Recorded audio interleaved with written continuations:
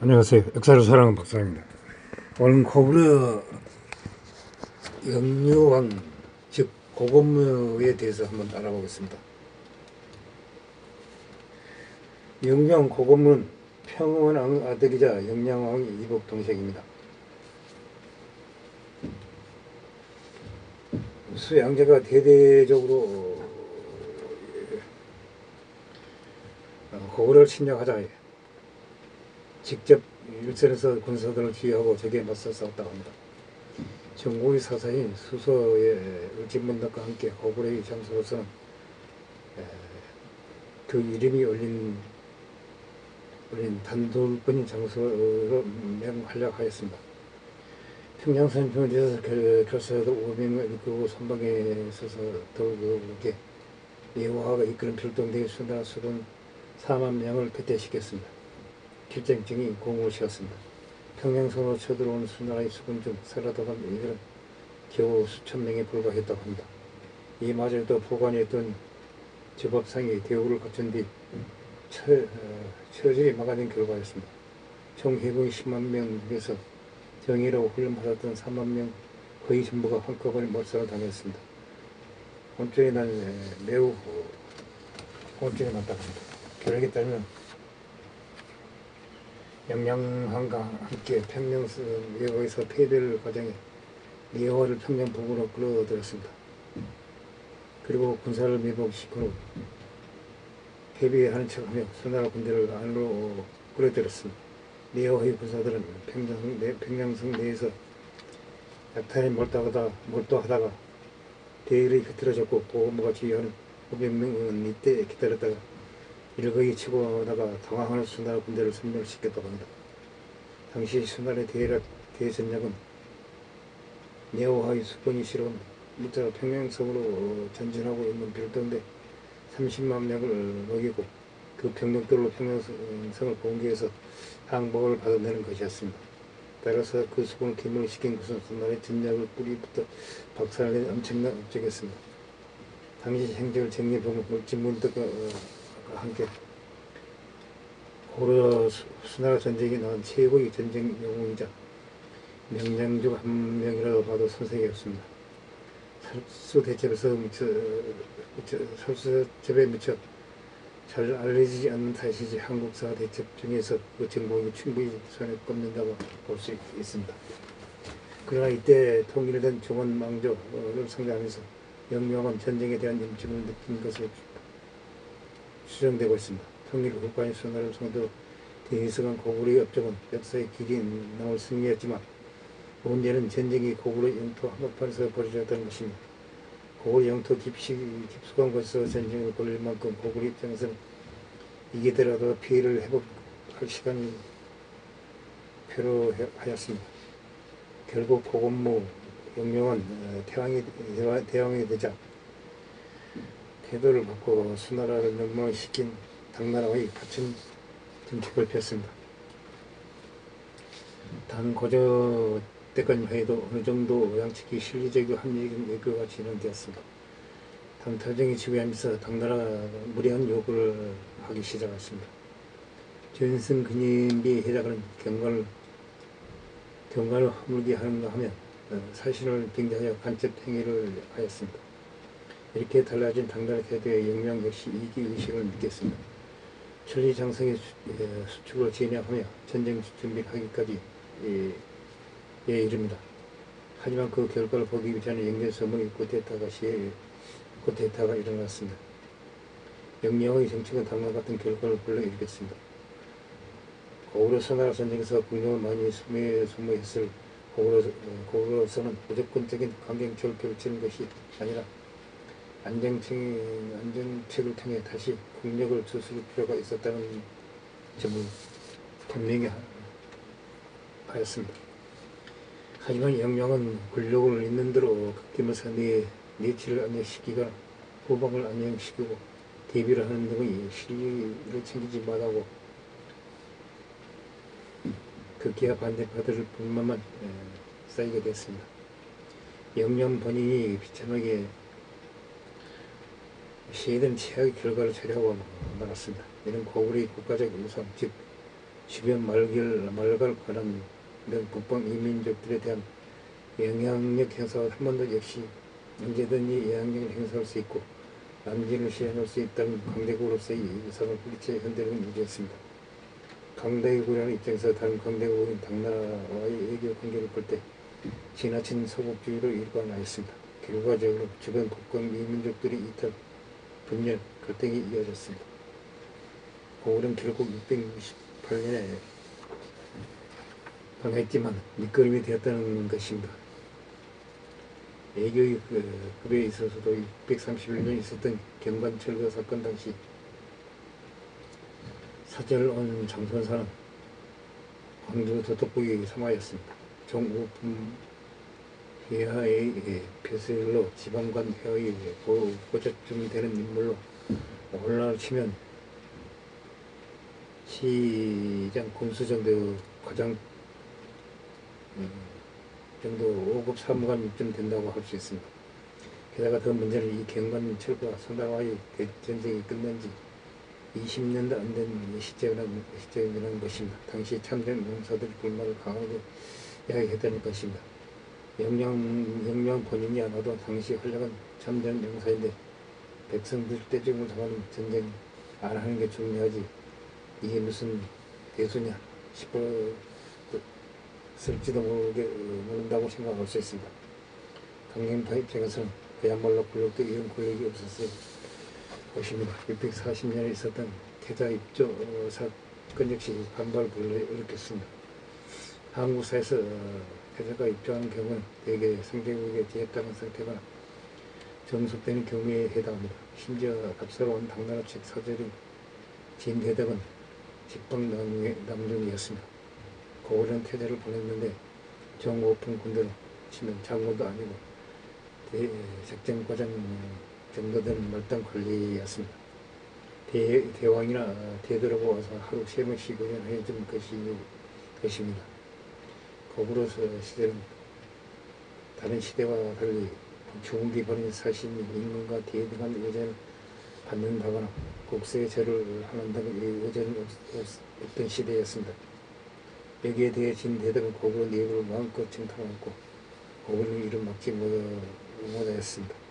영령은 기나긴 전쟁 뒤에 국력 회복 내치 안정 즉 선국 제어 등의 시대적인 과제를 받았습니다. 외교적 권력은 국력대로 강하고 정작 당나라의 야욕을 무마하지는 못하였습니다. 신라가 고구려의 남위성을 공격하여 빼앗으면서 신라의 대정책도 실패하였습니다. 빈약한 정치 이력으로 무리수를 두어가 정치 실업 갈등이 심화돼 본인 목숨도 잃게 되었습니다. 고구려 당나라 전쟁의 필미만 제공해 더 길게 보자면 고구려 멸망까지 가는 시발점이 된다고 볼 수 있는 비운의 군주가 되었습니다. 고구려는 영령 즉위 시기에 당나라와 전쟁을 하지 않았고 고구려는 영령 사후 당나라와의 전쟁 때문에 멸망하였습니다. 더군다나 영령 사후 성민성의 권력을 잡은 건 영령의 의지가 아니었습니다. 전쟁 책임을 순수하게 영계서물에게 있지 영령에게 있지 않았습니다. 영계서물이 정적들을 전부 제거해서 연시천하를 만들었습니다. 남생이 북부의 10만 호를 이끌고 당나라에 투항하였습니다. 연정토와 남부의 성들을 가지고 신라에게 항복하였습니다. 영계성원이 고구려 멸망 책임에서 자유로울 수 없는 것과 반대로 영광의 영계성원에게 시에 대해 자신이 쌓아놓은 정책이 철저하게 백지화되었습니다. 영계성원의 실책은 철저하게 영계성원의 책임이지 영계성원의 실책에 대한 책임을 명령하게 넘길 수 없습니다. 영령의 책임 노선이 적극적인 입장을 취하는 것은 고구려 수나라 전쟁이 되기보다 사태에 걸쳐 무려 16년 동안 지속된 상황에서 어찌 보면 당연한 수준이었습니다. 더욱이 당나라는 내부적으로 반란의 연속과 북방의 강경인 돌고래 침민 등으로 혼란 상황이었습니다. 그런 입장에서 영령의 당나라의 화친 기조를 띄는 건 결국 상대적으로 고구려 송나라 전쟁에 대한 상호 적대심이 강해진 상황에서 대등한 입장에서 이거를 충분히 활용할 수 있는 기반이었습니다. 게다가 당 고려 역시 국내 사정과 국외적 입장에서 새로운 적을 만들고 싶어 하지 않았습니다. 결국 각자의 이익에 서로 보호하여 성분이 상호 온건 노선이 묶일 수 있었던 것입니다. 영령 초기 온건 노선은 고구려 스스로가 자국의 생존과 국력 회복을 위해서 필요한 조치였습니다. 당 고려의 아들인 당태종이 연모문을 결란으로 형제들을 죽이고 620년 집권하고 나서는 상황이 달라졌습니다. 당태종 시식의 당나라는 내부적으로 임명되었으며 본격적으로 군경을 키우기 시작하였습니다. 고구려 역시 웬만한 전후 복구를 하고 군경을 어느 정도 회복적인 상황이었습니다. 그런 상황에서 당나라에서의 제도를 보낸 것은 당나라의 외교 노선이 변한 것에 대해 평화를 존중한다는 입장을 취하면서 결국 영토를 분명히 하여 당나라 하여금 특전선 이상은 쳐들어지 말라는 입장을 당태종에 열린 것이라고 볼 수 있습니다. 실제 631년 당나라의 다소 무리한 이유로 병관 철거 이후 영령 역시 당태종을 경계해야 했습니다. 그게 바로 상당한 비용을 들이면서까지 천리의 장사를 수출하는 형태로 전선 정비에 들어갔습니다. 당태종과 전쟁을 치르던 동독을 힐리간을 방치한 것 역시 고로로서는 대전 전쟁이 있는 돌고를 쉽게 신라에 함께 연합전선을 구축한다는 게 쉽지 않았습니다.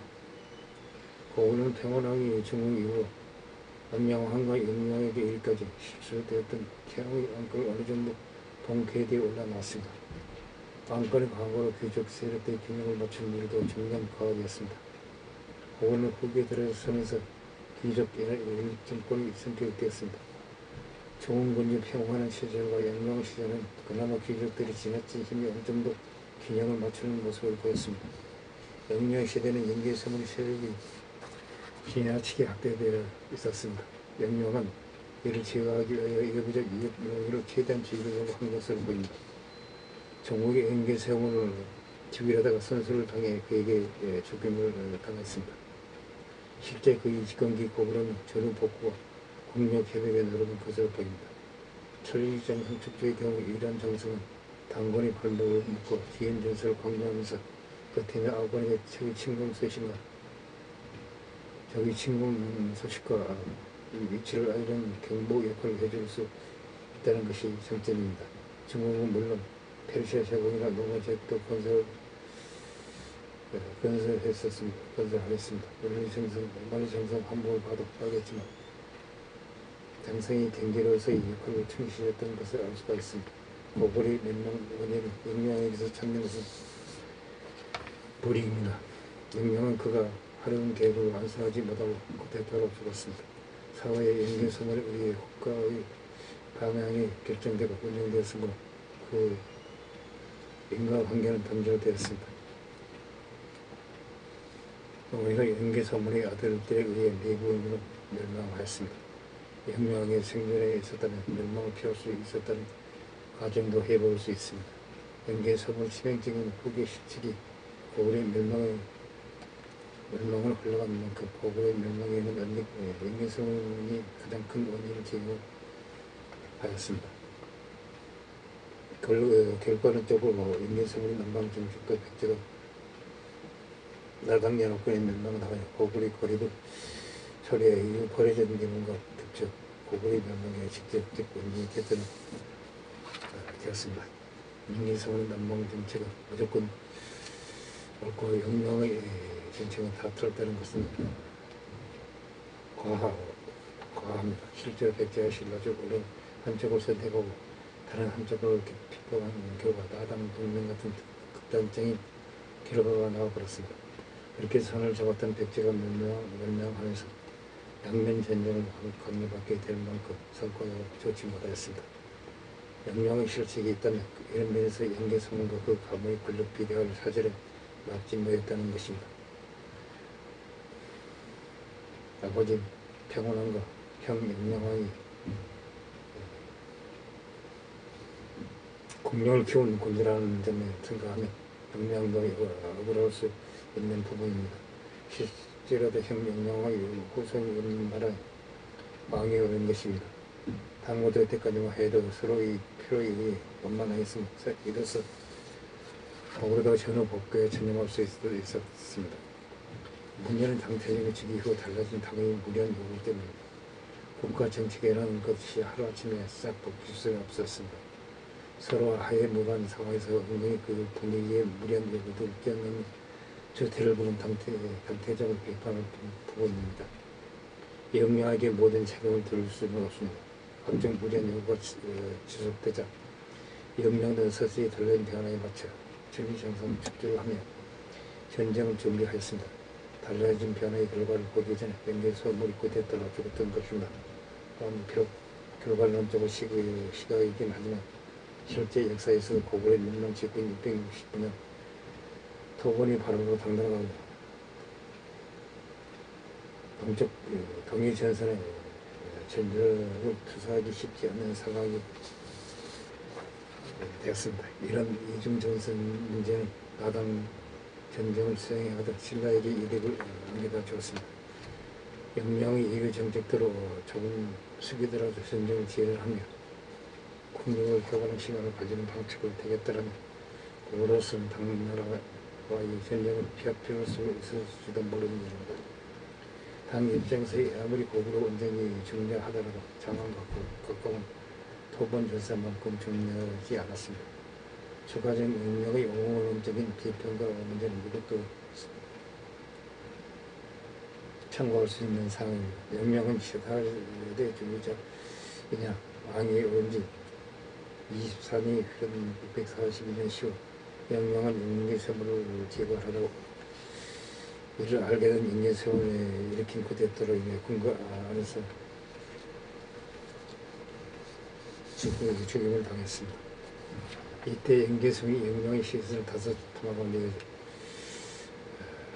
고등에 넣은 만행을 저질렀다고 합니다. 하지만 인계성의 정변 및 식권세의 행적은 중국 측 기록에 전적으로 의존하고 있습니다. 특히 인계성에 대한 기록은 대놓고 그를 나쁘게 전적인 면모만 골랐을 만큼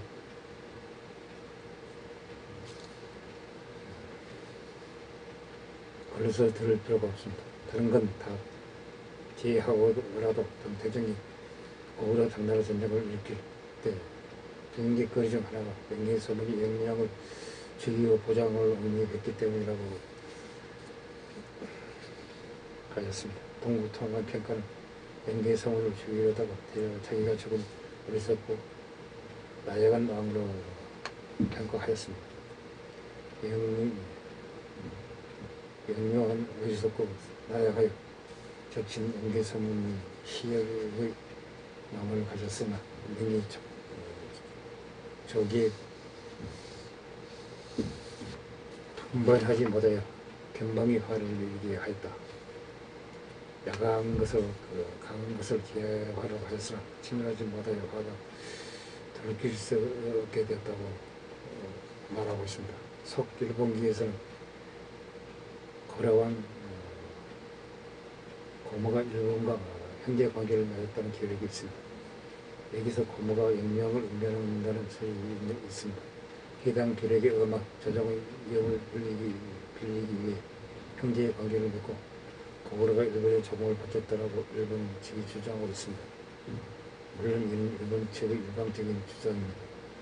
평범한 외교 행위도 불만하거나 조공이라고 예고하는 등 일본 역사에서 특의 과정이 많습니다. 영령한테 일본의 사실은 그런 기록도 따로 존재합니다. 일본 세계가만 625년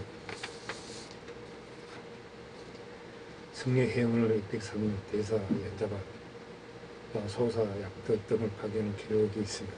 이 사신들이 일본에 파견된 사실만 기록되어 있을 뿐 파견된 목적이 무엇인지는 알 수 없습니다. 일본 일본교의 기록과 정화에 보면 영령이 당나라의 심장을 예상하고 대비하기 위해 외교를 다가간 시도라고 보고 있습니다. 이상 수당 전쟁 때 당나라의 수고를 격파한